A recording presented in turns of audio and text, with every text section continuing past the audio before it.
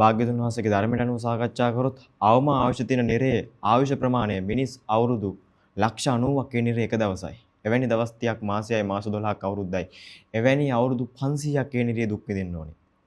ඊළඟට තියෙන නිරය ගැන කතා කරොත් මිනිස් අවුරුදු 3 කෝටි 60 ලක්ෂයක් ඒ නිරේ එක දවසයි. එවැනි දවස් 30ක් මාසයයි මාස 12ක් අවුරුද්දයි. එවැනි අවුරුදු 1000ක් ඒ නිරේ දුක් විඳින්න ඕනේ. අනිත් නිරයන් ගැන කවර කතාවද? කරුමයකටවත් මේ නිරයකට අපි වැටුනොත් ආයි ගොඩ එනවා බොරු. මේ දේ කරපන් මේක කරපන් මේකගේ දේවල් උස්සපන් මේ විදිහේ පව්කම් කරපන් කියලා උල්පන්දම් දෙන මිනිස්සු අසරණ වෙලා ඒ විපාක විඳවද්දී කවදාකවත් තනියට එන්නේ නැහැ. ඒක මතක තියාගන්න.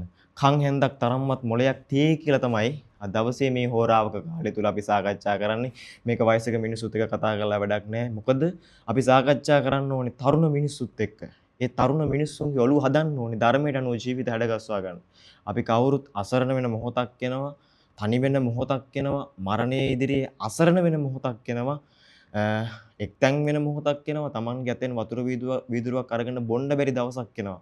කටට දාගත්තු බත් පිඩ ගිල ගන්න බැරි මොහොතක් එනවා. එවන් සසර ගමනක අපි යන්නේ